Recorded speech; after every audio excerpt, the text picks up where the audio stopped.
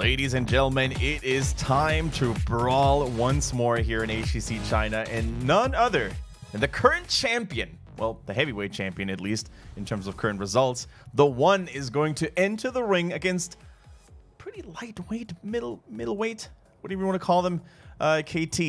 They're looking a little less scary than they did at the beginning of this phase, didn't they, Tetcher? Are you still muted? Yep, I'm done. Repeat. Now I forgot what you said. Sorry, repeat. Oh, now I feel silly. So what do you think of KT right now? That's basically the question I wanted to ask you real quick. Bad and upset about it. No, that's me. No, they had a insane start to the season, absolutely mental, and then for some reason they just really seemed to. The only way I can describe the way they were playing was tilted. They played as if they were tilted, and it massively showed, and they lost a lot of games.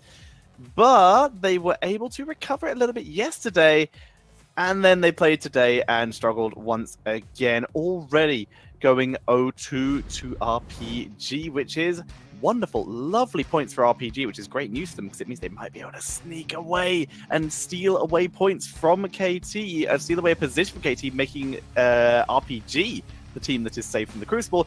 To do that, though, RPG will have to beat CE later in the night, which will be difficult. For now, though, looking to potentially crush the dreams of KT, where they will be looking to just put themselves in a safety point. If they can get a single point, they will be pretty much safe. TheOne, looking to do basically nothing. They can do whatever they want here. Yeah, especially with this man, he the main tank, the main initiator of all those team fights, just having a wonderful time at the moment. He's looking stronger, more threatening and lethal than ever before, and he has worked on some of the weaknesses as well. You know, he's always been one of those more flexible warrior players, but aside from maybe the Arthas and back in the days the Garrosh, he didn't always convince us on other heroes, right? His Anubrak every now and then was okay. His ETC was, yeah, okay, good too. But he really worked on those construction sites. And right now, he's unpredictable, and he's making those plays happen left, right, and center every single time. He is a very scary tank player, as you have said. This team, no player on it is unmentionable in terms of... That sounds like the right word, in terms of top players in the region. However, here is a team with so much potential, it hurts sometimes to see how they play. We have KT with Hope, Timeless, CWT, Hikari, and Hape. Hope and Hape especially, I really do want to say, have some of the biggest potential in the entire league. They just need to stay consistent, be given time, not drop out of the Crucible, and just have some time to build themselves up and show what they can do in future seasons. And Tetra, you mentioned that KT is a team susceptible to frustration and tilt. Now, I do not want to know how that first series of the day that they had to play against RPG made them feel, because they lost those two games in very dominant fashion, unfortunately for KT, and those were not standard games. You know, they basically got out-cheesed and out-drafted by RPG every single time. A team that, on paper, was actually supposed to be not easy prey, but doable. You know, a doable challenge for KT. But they didn't have a single moment in which they were in control of those games. And TheOne going to experiment and see if the Eldritch Pact that they made with the bosses of the Nexus is still in effect by taking us to Sky Temple as game number 1. Cursed Hollow. Cursed Hollow. Good job, Brain. The other map with even more bosses, though. That's good news. Even more bosses. I don't know how I got those two mixed up, honestly. They're not even close to aesthetically similar. Honestly, though, I'm very happy that we're going to Cursed Hollow, though, because we've casted way more Sky Temple than Cursed Hollow in this ongoing phase of HGC China. So we're definitely going to be happy. Once again, Tetra mentioned the Eldritch Pact of TheOne and the bosses and all the battlegrounds, basically. For those of you who weren't able to watch yesterday, here's what happened. They played against Beyond the Game, and they won 2 maps. Well, they won 1 map, I should say, simply because of the boss being an absolute baller and them stealing it away. Very true indeed. So as such, we load in here, and a quick general knowledge, quick pop quiz for you, Mr. Kenrick, to see how well you remember your Nexus lore. What is the name of the realm that Sky Temple is based inside of? Ooh. Wait a minute. Famous Luxoria. skins. That's the one. Well done. Kendrick on point with his Nexus lore. As speaking of lore, Deckard Cain is locked in for KT along with that Phoenix. So they already have a very solid combo, already got the slows, already got the damage. All right, so TheOne, they're trying to go for a very standard opening, not really showing any cheesy tactics, any special picks that they have prepared against KT. And quite honestly, they don't even need to show anything. That's actually something very interesting Tetra brought up earlier, right? In preparation for the Eastern Clash, like the enemy eyes, they're already prying on these games, right? Other Chinese teams are watching very closely. Some of the Korean teams, I'm pretty sure, are watching already as well. Because you can say one thing about most Korean teams: unprofessional is not an adjective that they're basically described upon. So although they're going in as the favorites, they're still watching their opponents. I don't even think unprofessional translates into the Korean professional It doesn't exist scene. in that language, exactly. Doesn't exist. As we see Jaina and Muradin coming in here, denying more slows away from the Phoenix.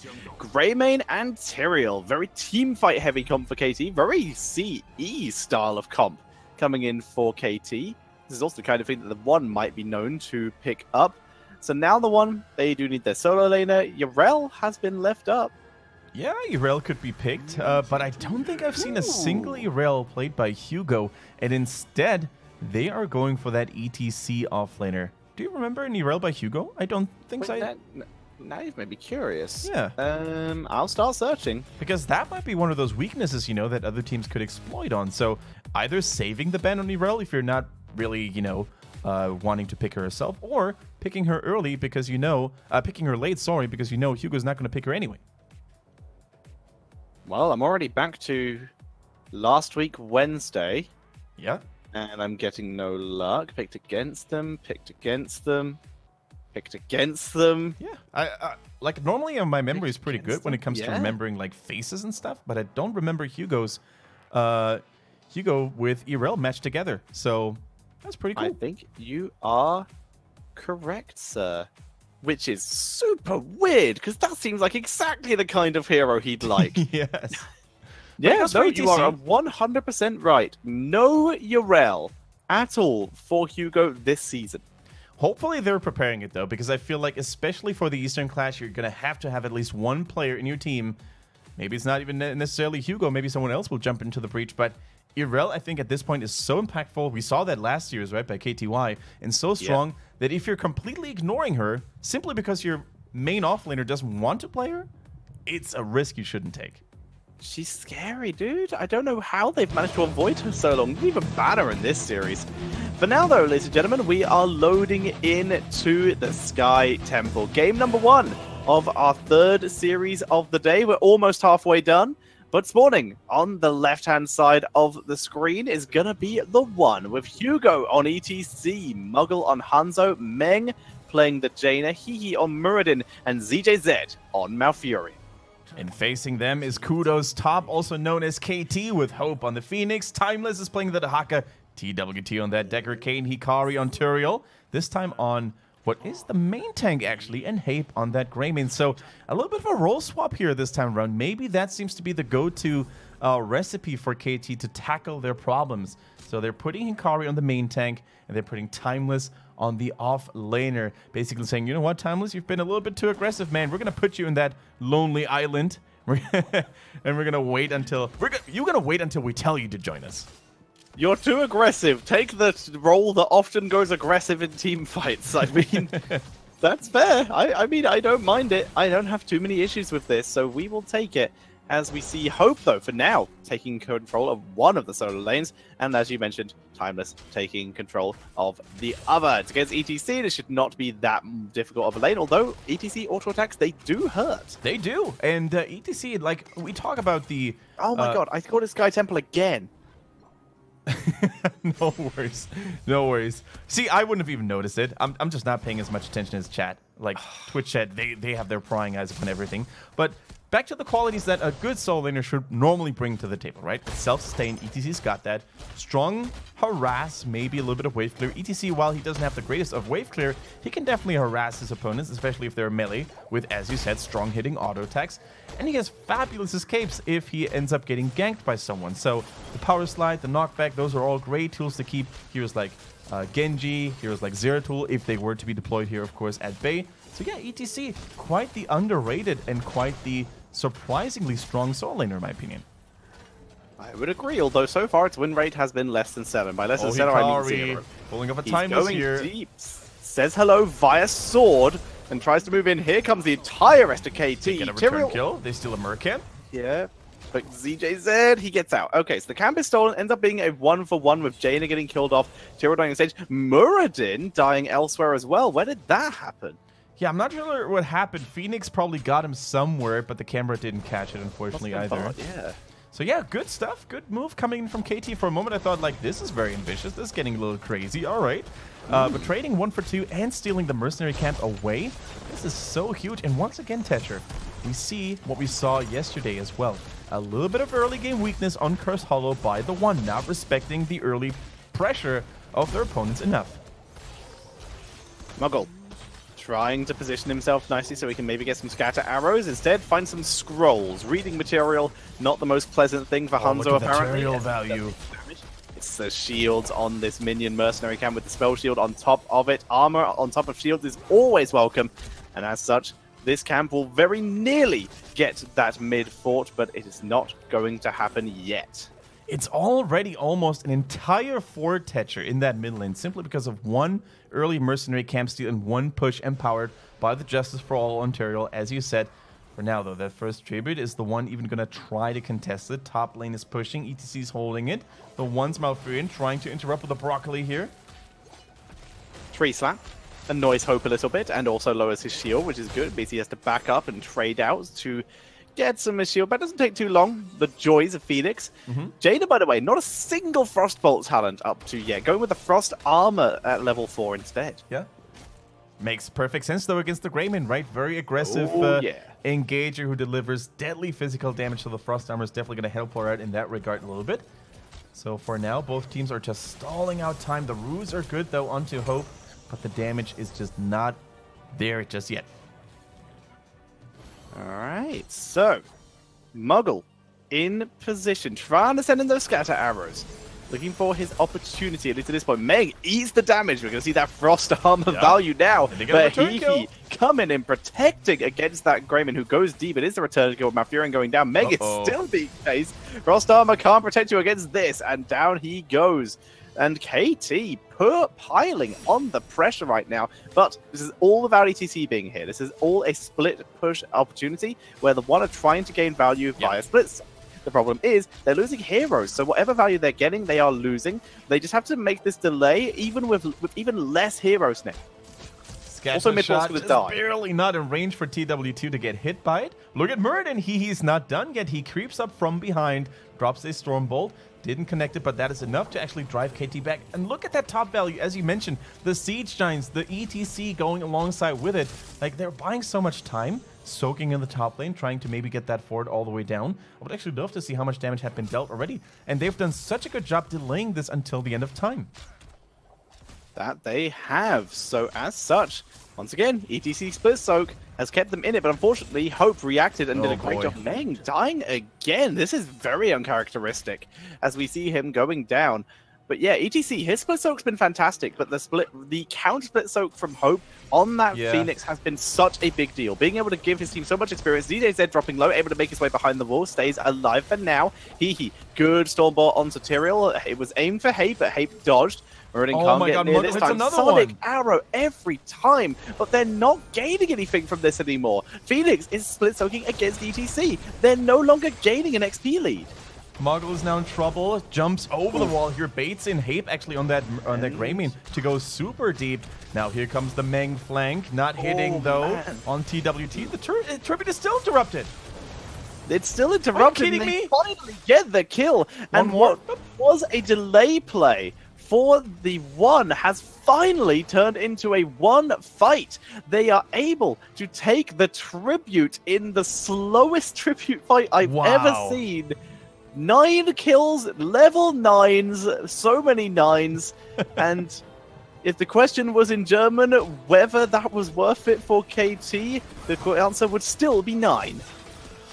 Yeah, the question is, like, none of the teams actually walked away here with a victory, right? As you said, it was very much back and forth. I mean, true, ETC did get a little bit of value done, but they lost the middle fort in the meantime, the one that is. They also lost a hero there. KT did so likewise, so both teams now exactly even on experience. So this was just a mere pleasure for us to cast over, you know, pretty cool for the viewers to watch as well, because we don't get to see these long, drawn-out fights in China all the time. We're used to bang, bang, bang, quick skirmishes. Here we go. But yeah, good change of pace there, and the boss was now taken for TheOne. They basically reacted a little more quickly with that PvE damage coming in from Hanzo, also looking very strong. With level 10s available for everyone except Muradin, who's hiding his. How aggressive are you feeling, Hehe? With a stage dive already on the board, Hehe is already in combat without his heroic, just holding it as long as he can. That boss takes good damage onto that bot lane. Siege Giants very nicely positioned. They are in range to be stunned, but it's great position for damage as they are going to start burning this down. Could have maybe been delayed, and Muradin does pick the Haymaker. Okay, Haymaker time, baby. Silence has been dropped into a Jaina combination. The Haymaker is huge, isolating KT even more, but TheOne, they're dropping down as well. That was a monumental engage from TheOne, but the damage output for KT is crazy. Down goes Hugo, and we are now seeing he gets slept. And Hanzo, wake up, Hanzo. He leaps over the wall and Muggle survives, but that was a massacre by KT. Absolutely, KT is holding their ground, and it looks like that role swap, you know, putting Hikaru in the main tank and putting Timeless on that Dehaka really gave them a lot of momentum. They're looking like a different team right now. Finally, they look like the team we were highlighting them to be during so many series when they were about to start. But also TheOne, very uncharacteristic, very unusual for them to basically play this sloppily, I want to call it. And I'm not sure, Tetra, if at this point they're just trying to have fun with that Haymaker because they can't lose first place anymore anyways, or if that is actually a serious strategy that just doesn't really work up to this point. I mean, it did a monumental amount of damage. The Haymaker and the Twilight Dream almost secured TheOne a double kill right at the start of that fight. The fact it didn't is what allowed it to turn around in favor of KT. But it could have been a huge amount of damage. Thinking huge amount of damage, TWT gets absolutely wrecked. Isolation onto Jaina, who immediately gets dragged. Nice Nature's Cleanse, keeping him alive. He will drop down here, but the stage dive power slide, able to pick up the double kill, and they're looking for a fourth. They're not able to get it, but they still pick up Dehaka on the way. That salvo, by the way, was nasty, still dealing so much damage onto TheOne, but the healing from Malfurion is definitely going to make up for that. But look at Hehe and his reckless play there, willingly taking more tower shots, more fort shots actually, to keep Greymon at bay, and then just land a last-second Haymaker into the combo of Jaina. Wonderfully done by TheOne. Tactical feeding at its finest by Hehe.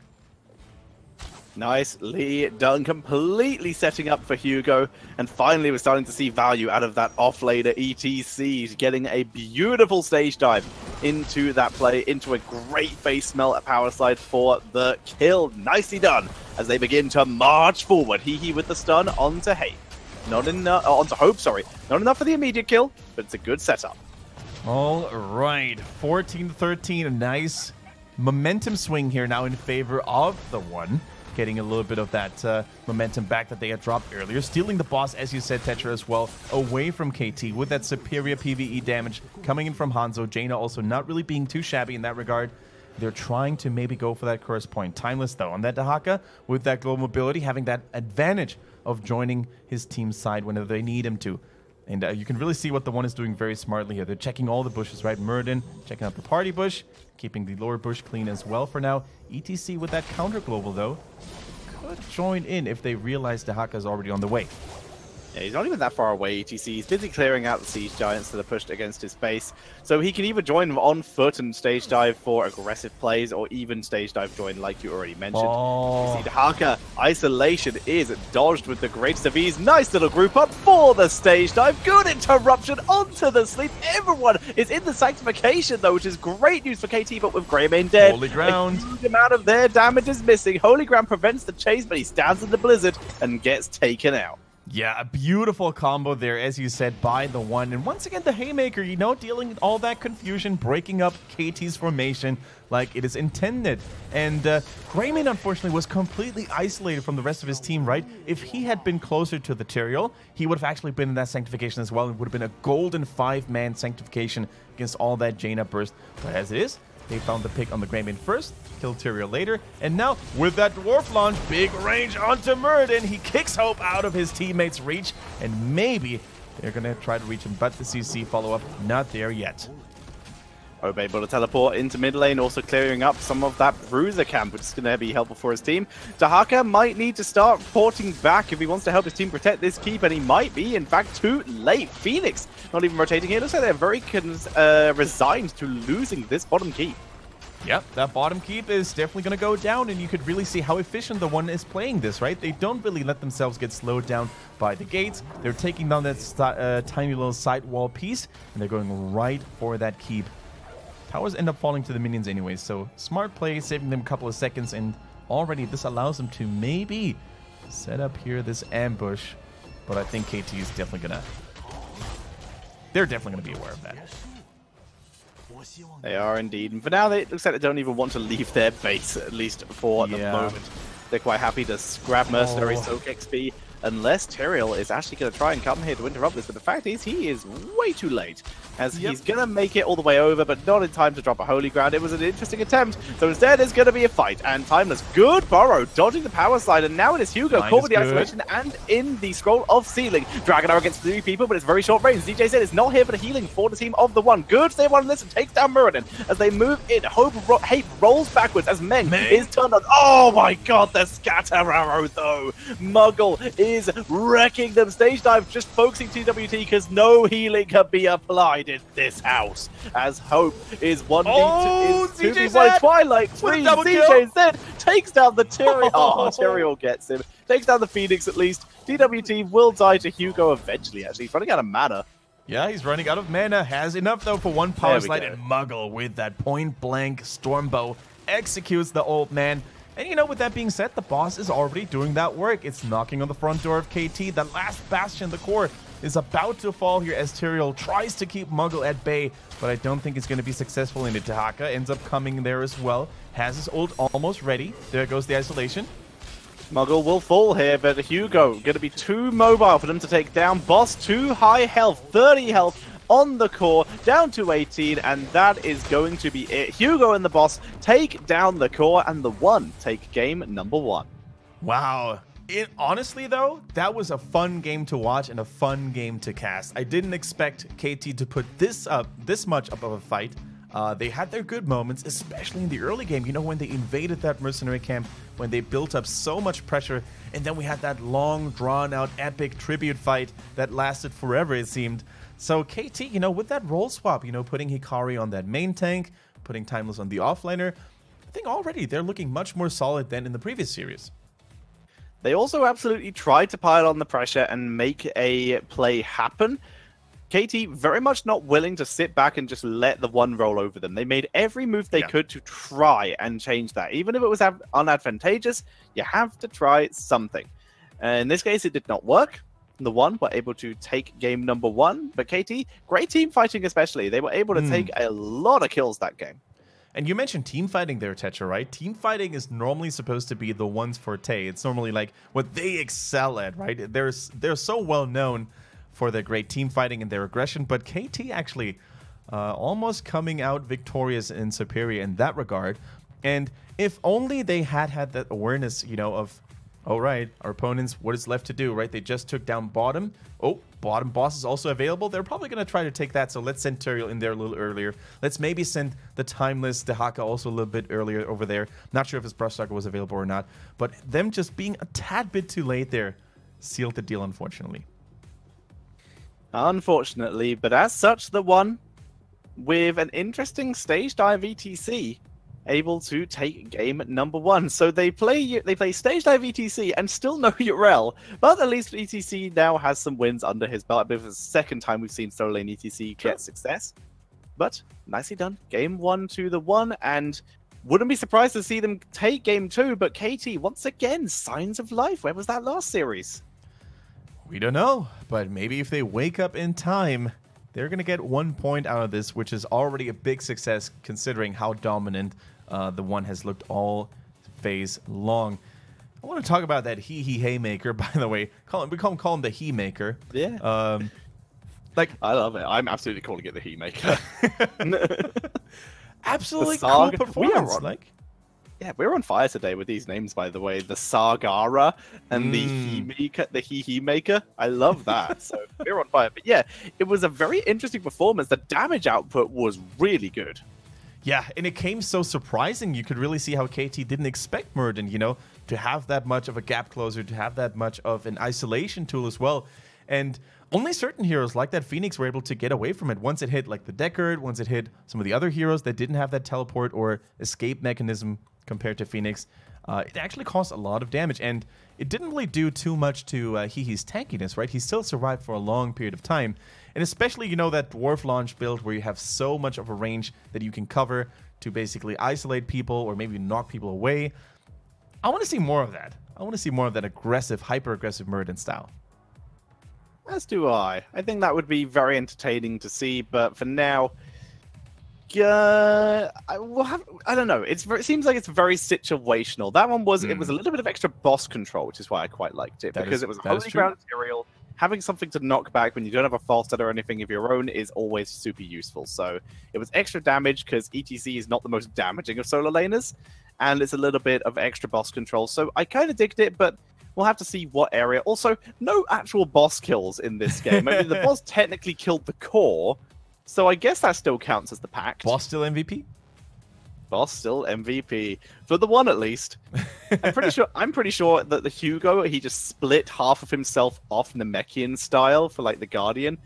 And just like, he is the Hugo, he is the Piccolo, and the bosses are Kami. They're the guardians of this little area, but when they actually work together, they just absolutely wreck stuff. Oh, man.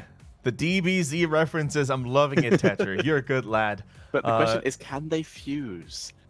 Find out in the next episode of HGC China. Can TheOne take game number 2 versus KT? And will there be any more maps with bosses left to take? Find out next time on HGC.